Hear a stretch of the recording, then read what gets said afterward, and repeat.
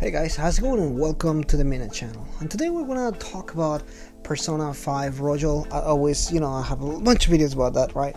But this is a discussion video regarding the ending of the game. And I know I already did a podcast where I talked about spoilers and I did separate character videos, but this one I really want to focus on the third semester and kind of what happens in the end, because I keep thinking about it quite a bit, and there was some stuff that really didn't bother me, but it really has me like thinking a lot and everything. So at the end of the game, or the start of the third semester, obviously this is spoilers by the way, in case you haven't noticed by this point. So at the end of the game, or at the end of the beginning of third semester, you escape this pseudo reality where you're in your jail clothes and everything looks a little bit funky and strange. You don't pay much mind to it until you realize that some people that are supposed to be dead are actually alive, such as Futaba's mother, who just kind of shows up there and she's talking and everybody's really happy, or you actually meet Makoto's dad, who, similar scenario, he's dead, I mean he's alive, and they're having all these nice conversations about school and life and everything. And Haru's dad is actually really nice and he's alive, and they're having this really nice dad and daughter conversation and everything. Morgana is not a cat, he's a human, and he has a human body and he's having fun and everything. Everybody has their own piece of happiness in the third semester, and the first time that I saw this, I was really confused about it. Obviously I was playing the game in Japanese and I was like, what is going on right now? When you put it in English, of course you know what the deal is, and this is not a real reality, so to speak. It's a cognition, something that's going on in their mind and everything. And I feel like in this case I felt so sad and so frustrated that I had to wake them up from this dream of theirs, because it's not as simple as just kind of like, well, get over it. There's some things that take some time for people to get over. The death of a loved one is really hard, and it's really hard to deal with, and you can't just expect people to just get over the death of their parents when they literally just died within a few months, like in Haru's case, which he died maybe like 2 or 3 months ago. So the emotions are really strong. In the case of Anne and her friend Shiho, Anne's wish is for Shiho to be happy and successful in what she does, which is obviously the volleyball team and everything, and all her wishes are for her to be successful, and that is such a selfless and interesting dream to have. Sure, some other people have more selfish dreams like Morgana or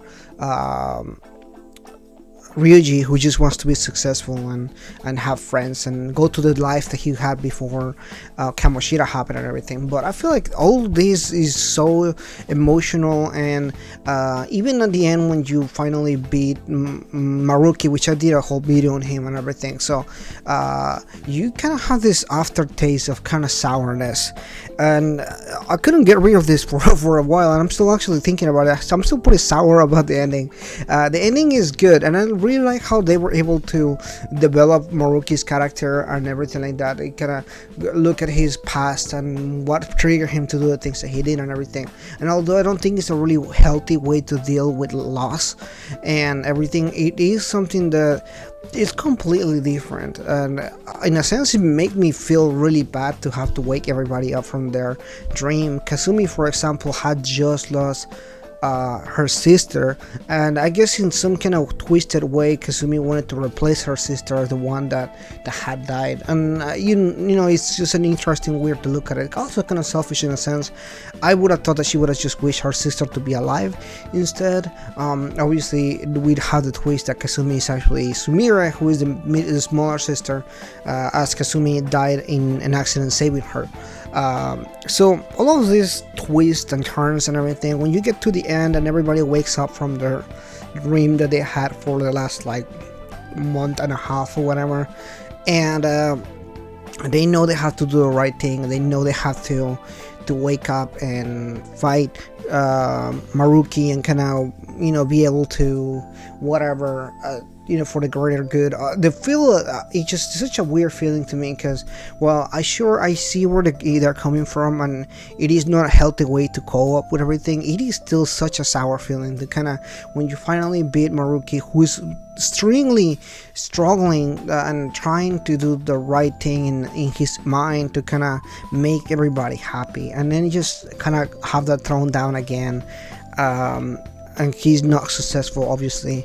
At the end, when everybody just kind of, when the dust is settled and everything's done and set with, I feel like everybody has this bittersweet taste on them, and obviously at the end they all decide to separate and go different ways, which is the opposite of what happens in the original Persona game. When at the end of Persona game, the original one, they kind of just all go together in the same band and kind of like set out into the sunset, have fun, kind of like an upbeat, kind of like, hey, we still have each other and everything. However, Persona 5 Royal felt more mature in that sense, that I know everything can be fine and you don't always can't depend on everybody. Sometimes you have to depend on yourself, and it was just such a bittersweet moment to kind of see this. It's almost like a bigger moment where you can actually see them grown up a little bit more, growing up as after those incidents and everything, and it feels more real and more crude, but it also feels more emotional. And I really like this ending a little bit more because it does have a completely different emotion and everything. I felt like both games had a bittersweet ending at the end. Persona 5 was more of a upbeat kind of, when at the end of the day we did save everything, but Persona 5 Royal is just so bitter, and something more bitter than sweet really, but in reality it's kind of like a growing up and things change over time kind of thing, and it does feel pretty sad. But at the end of the day, when they all separate and everything, there's always the we will come back together and we'll always be friends kind of thing, and it does feel you a little bit sour there. There are all kinds of stuff that we could talk about. I feel like whenever you get the bad ending, if you haven't seen it already, I definitely recommend you seeing it. I do have a link in there if you're interested in that. But the bad ending, what it does is basically, what if everybody just had their dream come true and then continue their life? You go to Makoto's graduation and they're all having like these pictures and having fun together and everything. Akira, or Ren, who you want to talk to, he gets adopted by Sojiro, and Sojiro starts to tell him, he's like, hey, you don't have to move next year, you can still live here with me, I would like to adopt you and everything. And that is such a sweet and such a good fake reality where just everything is just good and it feels great. And obviously at the end of the day, it is not real, but the entire thing is just feels so good and it feels great. It was some of the conversations that you have with the other characters and everything when they're all having fun and just enjoying their time and everything together. It flows so well with the story thing. That's the ending that I wanted for the good ending, happy good ending and everything.